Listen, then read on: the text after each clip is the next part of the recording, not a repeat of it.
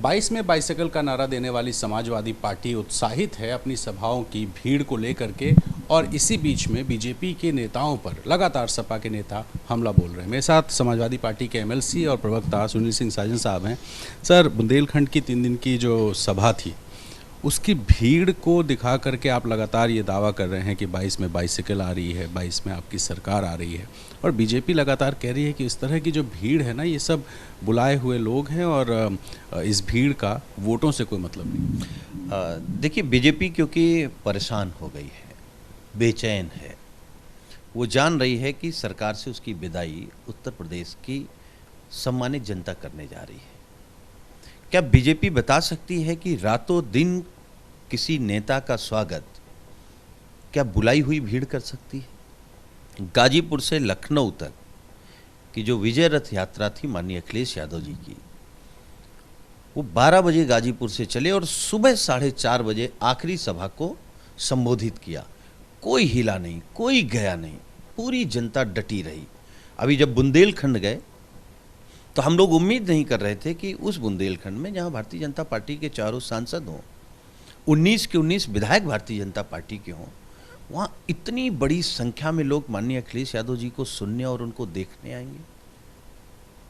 आम जनता में इतना गुस्सा है बीजेपी को लेकर के, क्योंकि केवल झूठ बोला, रोजगार दिया नहीं, किसान बर्बाद हो गया, पिछड़ों का, दलितों का आरक्षण छीन लिया, महिलाओं को कुछ मिला नहीं, केवल अपमान और बेइज्जती के अलावा। तो मुझे लगता है कि जिन लोगों ने बड़ी शिद्दत से भाजपा की सरकार बनाई थी वो बहुत परेशान है। बीजेपी तो एक अभियान चला रही है, फ़र्क साफ है, और फ़र्क साफ है के तहत वो बता रहे हैं कि पिछली सरकार ने क्या किया और हमने क्या किया। तो उनके तो आंकड़े हैं और उस आंकड़ों के हिसाब से उन्होंने बहुत कुछ किया। नहीं तो आंकड़े बता देना। देखिए, फर्क साफ है कि कार्यक्रम में सरकार बता रही कि क्या फर्क है। आम जनता से पूछिए ना क्या फर्क है। उस बेरोजगार से पूछिए जो डिग्री लेकर के डंडे खा रहा है, एफआईआर लिखी जा रही, जेल भेजा जा रहा। उन बेटियों से पूछिए जिन बेटियों के आबरू भारतीय जनता पार्टी के नेताओं ने लूट ली। हाथरस की उस बेटी के परिवार से पूछिए जिन दरिंदों को भारतीय जनता पार्टी और योगी सरकार के बड़े पुलिस अधिकारी बता रहे थे वो तो राष्ट्रवादी हैं, बाद में वो बलात्कारी निकले। तो फर्क है, साफ है कि हमने अपनी मेट्रो की तस्वीर लगाई ऐड में, अपने एक्सप्रेसवे की तस्वीर लगाई, अपने लोहिया गांव की तस्वीर लगाई, अपने डायल 100 की तस्वीर लगाई, अपने अंतर्राष्ट्रीय स्टेडियम की तस्वीर लगाई।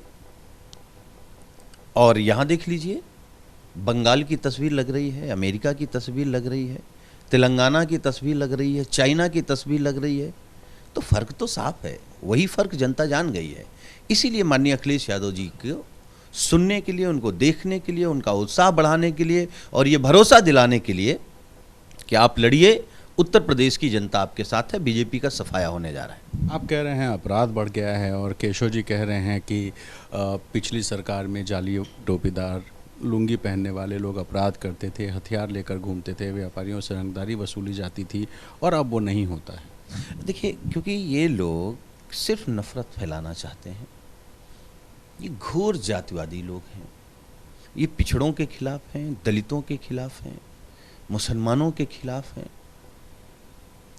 और अब तो कंपटीशन इस बात का है कि योगी जी ज़्यादा नफरत वाली बात कर सकते हैं या केशव जी। हम तो केशव जी से अनुरोध करेंगे कि आपके पास इतना बड़ा विभाग है, आप पिछड़ों के अपने आप को बड़ा नेता मानते हैं, आप स्टूल से 5 साल में कुर्सी पर क्यों नहीं आ पाए? इसका जवाब वो दे दें।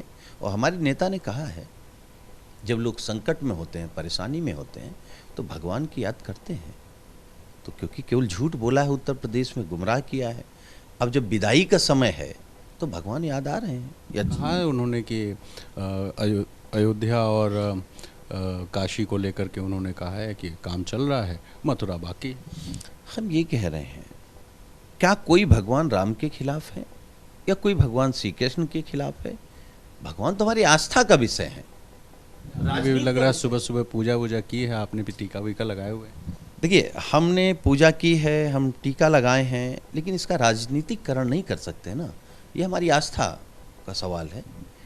सुबह रोज पूजा करते हैं, रोज भगवान को याद करते हैं, लेकिन राजनीति में भगवान को नहीं लाते ना। राजनीति में अपने काम बताते हैं, समाजवादी पार्टी के कार्यक्रम बताते हैं, अपने नेता की सोच बताते हैं, हम कैसे गरीब के लिए काम कर सकते हैं, बेरोजगार नौजवान के लिए काम कर सकते हैं, कैसे सड़कें ठीक हो सकती हैं, बिजली उत्पादन पे समाजवादी पार्टी कैसे काम करेगी।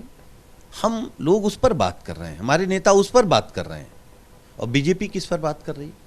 जबकि बीजेपी को इस समय हमारे नेता ने कहा कि अपने काम गिनाने चाहिए। तो केशव जी क्या गिनाएंगे? ये तो गिना नहीं सकते। जो टेंडर किए हैं, जो भ्रष्टाचार किया है और जिसकी जांच योगी जी करा रहे हैं, उसका जिक्र तो कर नहीं सकते। तो अगर भ्रष्टाचार हुआ होगा तो केशव जी जाएंगे जेल। तो सुनील साजन साहब को सुन रहे थे, जिन्होंने कहा कि फ़र्क साफ है पिछली सरकारों में और इस सरकार में।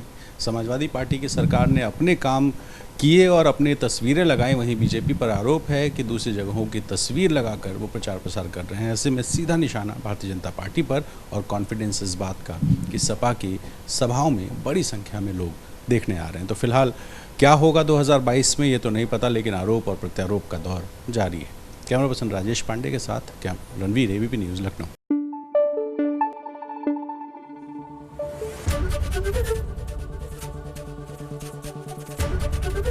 एबीपी न्यूज़ आपको रखे आगे।